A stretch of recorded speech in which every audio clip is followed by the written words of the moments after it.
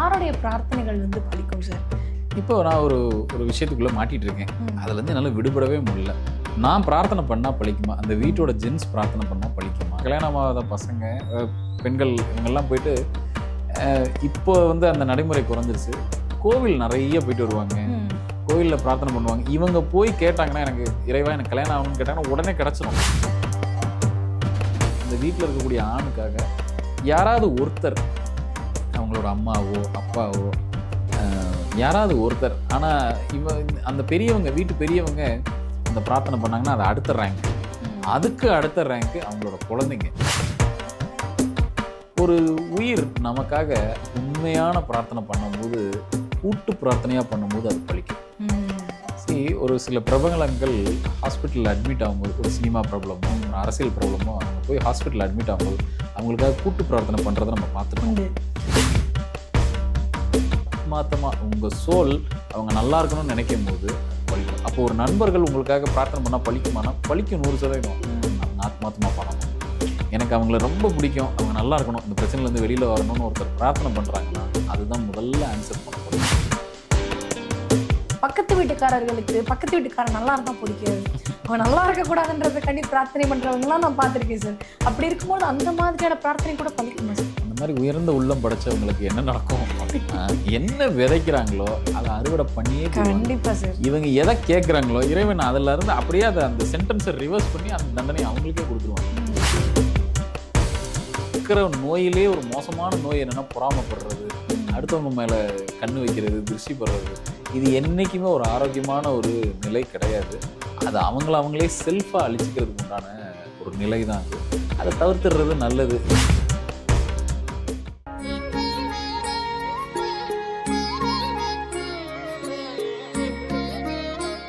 Sri மகாஸ் infinity நேயர்களுக்கு நர்மதாவின் அன்பான வணக்கம். நம்மளுடைய சேனலில் தொடர்ந்து பல்வேறு விதமான ஆன்மீக தகவல்கள் பார்த்துட்ருக்கோம்.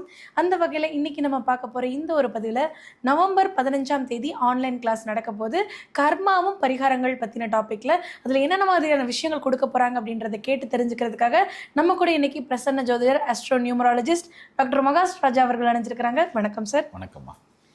யாருடைய பிரார்த்தனைகள் வந்து பலிக்கும் சார்? இப்போ வந்து ஒருத்தவங்க, நான் பிரார்த்தனை பண்ணுறேன், நான் தெய்வத்தை தினமும் வணங்குறேன், ஆனால் வந்து தெய்வம் வந்து நான் கேட்டதை கொடுக்க மாட்டேங்குதே அப்படின்ற மாதிரி குறை சொல்கிறவங்க உண்டு சார். இதில் வந்து பிரார்த்தனையில் குடும்பத்தில் இருக்க எல்லாரும் கடவுளை வணங்கினா கூட யாரோ ஒருத்தருடைய பிரார்த்தனை வந்து மேலோங்கி இருக்கும். அது குழந்தைகளாக இருக்கலாம், இல்லை பெற்றோர்களாக இருக்கலாம், இல்லை வந்து இப்போ நம்மளுடைய அம்மா, இல்லை நம்மளோட ஒய்ஃப், அந்த மாதிரி யார் வேணா இருக்கலாம் சார். யாருடைய பிரார்த்தனை அப்படியே பலிக்கும்? இப்போ நான் ஒரு விஷயத்துக்குள்ளே மாட்டிகிட்டு இருக்கேன். அதுலேருந்து என்னால் விடுபடவே முடியல.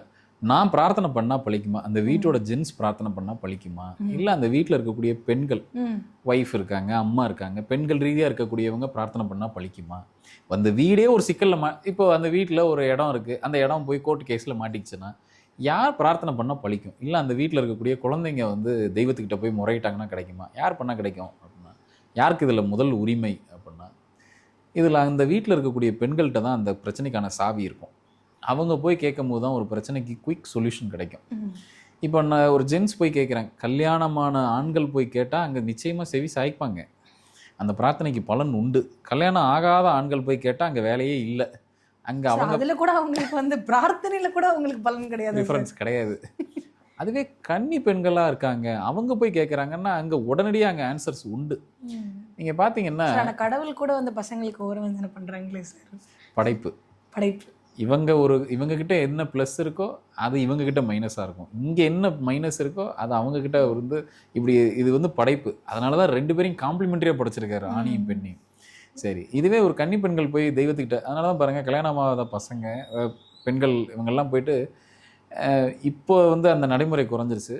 கோவில் நிறைய போயிட்டு வருவாங்க, கோயிலில் பிரார்த்தனை பண்ணுவாங்க. இவங்க போய் கேட்டாங்கன்னா, எனக்கு இறைவா எனக்கு கல்யாணம் ஆகணும்னு கேட்டாங்கன்னா உடனே கிடச்சிரும். அப்படி இருந்தது ஒரு வழக்கம். இப்போ என்ன அப்படின்னா அதெல்லாம் குறைஞ்சிருச்சு. இப்போ யாரும் அந்த அப்படி ஒரு இதை எடுத்துகிட்டு பண்ணுறதில்ல. சரி, அப்போ அந்த வீட்டு பெண்கள் கேட்கும் போது நிச்சயமாக, குறிப்பாக அந்த வீட்டில் அவங்க மனைவியோ, கணவன் மனைவி இருக்காங்கன்னா, மனைவி போய் அந்த தெய்வத்துக்கிட்ட முறையிடும் போது நிச்சயமாக அதுக்கான பலன் உடனடியாக கிடைக்கும், ரொம்ப குயிக்காக கிடைக்கும். அதுக்கு அடுத்த ப்ரிஃபரன்ஸ் யார் அப்படின்னா, இவங்களுக்காக, அந்த வீட்டில் இருக்கக்கூடிய ஆணுக்காக யாராவது ஒருத்தர், அவங்களோட அம்மாவோ அப்பாவோ யாராவது ஒருத்தர், ஆனால் அந்த பெரியவங்க, வீட்டு பெரியவங்க அந்த பிரார்த்தனை பண்ணாங்கன்னா அது அடுத்த ரேங்க்கு, அதுக்கு அடுத்த ரேங்க்கு அவங்களோட குழந்தைங்க, அவங்க கேட்கும் போது நடக்கும். அதுக்கு வெளியில் இருக்கிற ரேங்க்லன்னு வீட்டுக்கு வெளியில் இருக்கிறவங்க, தங்கச்சியோ தம்பியோ அண்ணனோ, அவங்களுக்கெல்லாம் லாஸ்ட் ரேங்க் தான். அவங்களுக்கெல்லாம் ஒரு அத்தை சித்தி இவங்கெல்லாம் இவங்களுக்காக பிரார்த்தனை பண்ணுறாங்க, இவங்க இந்த பிரச்சனையிலேருந்து வெளியில் வரணும் அப்படின்னு பிரார்த்தனை பண்ணுறாங்கன்னு நடக்கும். இதில் இன்னும் யாரோடது ரொம்ப ஃபாஸ்ட்டாக நடக்கும் அப்படின்னா, அந்த வீட்டு பெண்கள் பண்ணாதான் அவங்களுக்கு தான் ரேங்க் நம்பர் 1. ஒரு உயிர் நமக்காக உண்மையான பிரார்த்தனை பண்ணும்போது, கூட்டு பிரார்த்தனையாக பண்ணும்போது அது பலிக்கும். ஒரு சில பிரபலங்கள் ஹாஸ்பிட்டலில் அட்மிட் ஆகும்போது, ஒரு சினிமா ப்ராப்ளமோ ஒரு அரசியல் ப்ராப்ளமோ அவங்க போய் ஹாஸ்பிட்டலில் அட்மிட் ஆகும்போது அவங்களுக்காக கூட்டு பிரார்த்தனை பண்ணுறதை நம்ம பார்த்துருக்கோம். நம்ம நாட்டில் இதெல்லாம் நிறைய நடந்திருக்கு, நம்ம அதெல்லாம் பார்த்துருக்கோம். அந்த கூட்டு பிரார்த்தனைக்கு எவ்வளோ பலம் இருக்குது அப்படின்னா, அவங்களுக்கு ஒரு அடிஷ்னல் லைஃப் டைம் கிடைக்கும். அப்படி நிறைய பேர் எந்திரிச்சு உட்காந்து இன்றைக்கும் நடமாடிட்டு இருக்காங்களா இல்லையா? அப்போ அவங்க யாருன்னே தெரியாது, அவங்களுக்கு ஏதாவது இவங்க உறவு முறையானா ஒன்றும் கிடையாது. அப்போ அந்த கூட்டு பிரார்த்தனைக்கு பலன் இருக்குல்ல, ஆத்மார்த்தமாக உங்கள் சோல் அவங்க நல்லா இருக்கணும்னு நினைக்கும் போது அது பலிக்கும். அப்போ ஒரு நண்பர்கள் உங்களுக்காக பிரார்த்தனை பண்ணால் பலிக்குமானா பலிக்கும் 100%. அவங்க ஆத்மார்த்தமாக பண்ணணும். எனக்கு அவங்கள ரொம்ப பிடிக்கும், அவங்க நல்லா இருக்கணும், இந்த பிரச்சனையிலேருந்து வெளியில் வரணும்னு ஒருத்தர் பிரார்த்தனை பண்ணுறாங்கன்னா அதுதான் முதல்ல ஆன்சர் பண்ணப்படும் உங்கள் வீட்டு பெண்களுக்கு அப்புறம். கண்டிப்பாக சார்.